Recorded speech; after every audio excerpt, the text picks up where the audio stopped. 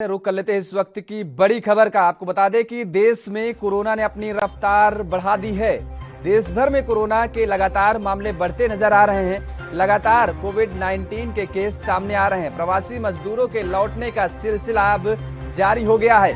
बढ़ते मामलों को देख करके प्रदेश में लग रहे लॉकडाउन को देखते हुए प्रवासी मजदूर अपने घर को पलायन करने पर मजबूर हो रहे हैं। दिल्ली, जयपुर, मुंबई जैसे बड़े शहरों में एक जैसा हाल देखने को मिल रहा है। तो इस वक्त की बड़ी खबर आपको बता दें कि प्रवासी मजदूर अपने अपने घरों को पलायन करने के लिए मजबूर हैं। बसों के बाहर, बस स्टॉप के बाहर, रेलवे स्टेशनों के बाहर भीड़ देखने को मिल रही है। लॉकडाउन के डर से ये प्रवासी मजदूर अपने अपने घरों को वापस जा रहे हैं। देश भर में कोरोना ने अपनी रफ्तार बढ़ा दी है, जिसके चलते लगातार राज्य सरकारों द्वारा फैसले लिए जा रहे हैं। कहीं नाइट कर्फ्यू लगाए जा रहे हैं तो कहीं साप्ताहिक कर्फ्यू, संपूर्ण लॉकडाउन साप्ताहिक लगाए जा रहे हैं, जिसको लेकर के अब कहीं न कहीं प्रवासी मजदूरों में एक बार फिर से डर बैठता हुआ नजर आ रहा है और वो अपने अपने घरों को वापसी होने पर मजबूर हो रहे हैं, जिसको लेकर के तमाम सारे राज्यों के बस स्टॉप और रेलवे स्टेशन पर ये नज़ारा देखने को मिल रहा है कि प्रवासी मजदूरों की लंबी कतारें लगी हुई हैं। भीड़ देखने को मिल रही है क्योंकि वो अपने अपने घरों को वापस जाने को एक बार फिर से मजबूर हो रहे हैं। और इसी खबर पर ज्यादा जानकारी के लिए हमारे संवाददाता फोन लाइन पर जुड़ चुके हैं राजीव तिवारी। राजीव, जिस तरीके से लगातार कोविड के मामले बढ़ रहे हैं, दिल्ली का अगर हाल का जिक्र किया जाए, वहां पर साप्ताहिक लॉकडाउन का जिस तरह से अब वहां पर जो प्रवासी मजदूर हैं वो अपने अपने घरों को वापस हो रहे हैं और नजारा ये देखने को मिल रहा है कि बस स्टॉप और रेलवे स्टेशन पर भारी भारी भीड़ देखने को मिल रही है। देखिए, बिल्कुल सही कहा आपने। यहाँ पर एक चीज समझ रही होगी, जिस तरीके से दिल्ली सरकार ने कोशिश की, मगर वो कोशिश कहीं ना कहीं विफल होती नजर आई और जनता कहीं ना कहीं सोशल डिस्टेंसिंग बिल्कुल नहीं कर पाई और जिसकी वजह से कोरोना की जो रफ्तार है वो भी बढ़ी। मगर जिस तरीके से अब 6 दिनों का कंप्लीट लॉकडाउन किया गया है, उसके अंदर कहीं ना कहीं कुछ राहत जरूर दी गई है दिल्ली सरकार के द्वारा, मगर जनता जो है वो कहीं ना कहीं खासी परेशान है। क्योंकि जिस तरीके से प्रवासी मजदूरों की बात करें तो प्रवासी मजदूर बिल्कुल पलायन करते हुए नजर आ रहे हैं और लगातार वो कोशिश कर रहे हैं कि दिल्ली के अंदर रोजी रोजगार अब बिल्कुल भी नहीं है और कहीं ना कहीं स्थिति बिल्कुल खराब हो चुकी है। इसीलिए मजदूर जो है वो अपने गांव जाना चाहते हैं, अपने परिवारों के बीच में, और इसीलिए वो लगातार किसी भी रास्ते से, किसी भी तरीके से या फिर ज्यादा पैसे देकर भी वो अपने गांव जाना चाहते हैं। और इसी का फायदा कहीं ना कहीं प्राइवेट ट्रांसपोर्ट भी उठाता हुआ नजर आ रहा है और लगातार चाहे वो दुगने दामों में हो वो जाना चाहते हैं और लगातार उसका फायदा भी उठाया जा रहा है। और लगातार कहीं ना कहीं दिल्ली सरकार की तरफ से उनको सहायता मिलनी चाहिए थी, वो सहायता नहीं मिल रही मिडिल क्लास को, ना ही गरीब क्लास को।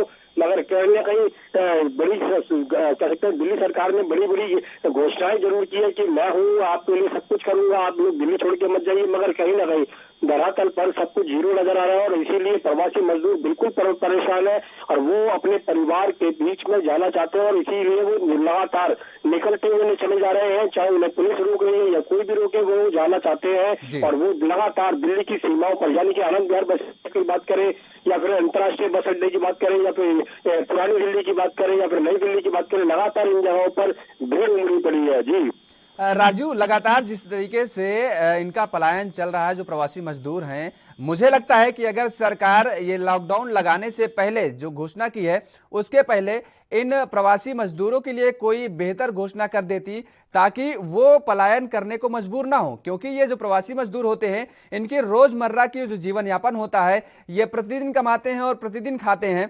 तो आखिर ये मजबूर पलायन होने पर सरकार के गलत निर्णय पर तो हो रही है ना।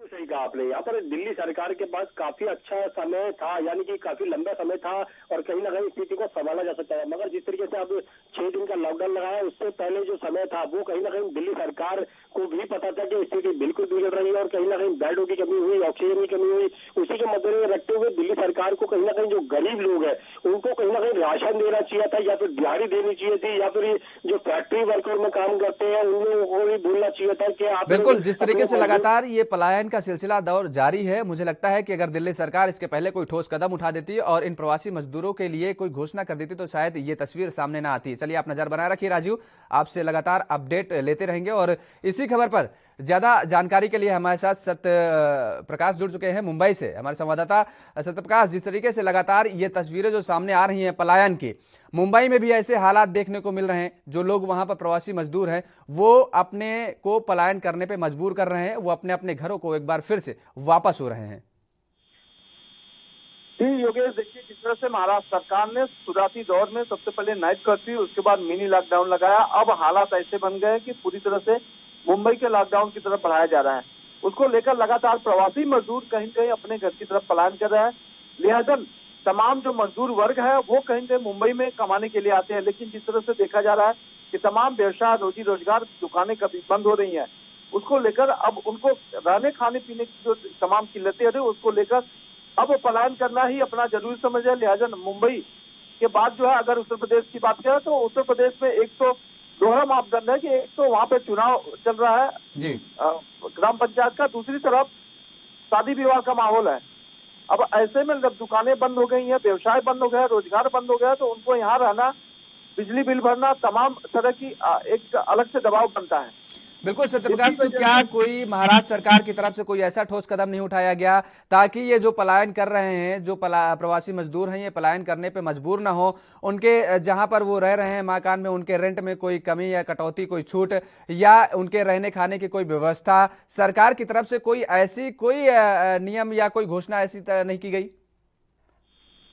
देखिए योगेश, पिछली बार जब लॉकडाउन 2020 में लगाया गया था, उस दौरान महाराष्ट्र सरकार ने कहा था कि बिजली बिल की बात की जाए या फिर पानी की बिल की बात की जाए या फिर रेंट देने की बात की जाए, उसमें जरूर कुछ न कुछ रियायत दी जाएगी। लेकिन पिछले 9 महीने में महाराष्ट्र सरकार ने कुछ भी ऐसे काम नहीं किए। उसको लेकर लोगों के मन में एक आशंका थी कि महाराष्ट्र सरकार करेगी। बीजेपी ने कई बार इसको लेकर आंदोलन भी किया कि महाराष्ट्र सरकार ने जो वादे किए थे वो पूरे नहीं किए। लेकिन इस बार जब लॉकडाउन लगाया गया, इस दौरान भी लोगों को उम्मीद थी कि महाराष्ट्र सरकार शायद इस बार कुछ न कुछ करेगी। हालांकि बीच में महाराष्ट्र सरकार पिछले हफ्ते ने जरूर कही थी कि तमाम जो मुंबई में ऑटो रिक्शा चालक हैं उनके लिए हर महीने 1500 रुपए देय राशि होगी। उसके बाद जो है तमाम जो गरीब तबके के लोग हैं उनको राशन दिया जाएगा। लेकिन पिछले 10 दिनों से महाराष्ट्र सरकार द्वारा कहे गए किसी भी कानून का, किसी भी वादे का अमल नहीं किया गया। बिल्कुल, जमीनी हालात पर अगर देखा जाए तो जो सरकारी दावे करती हैं वो कहीं उससे इधर देखने को मिलता है। चलिए आप नजर बनाए रखिए, आपसे लगातार अपडेट लेते रहेंगे। और जिस तरीके से लगातार कोविड-19 के मामले बढ़ रहे हैं और एक बार फिर से प्रवासी मजदूर अपने अपने घरों को पलायन करने पर मजबूर हो रहे हैं। देश दुनिया की खबरों के लिए ANB न्यूज को सब्सक्राइब करें और बेल आइकन दबाएं।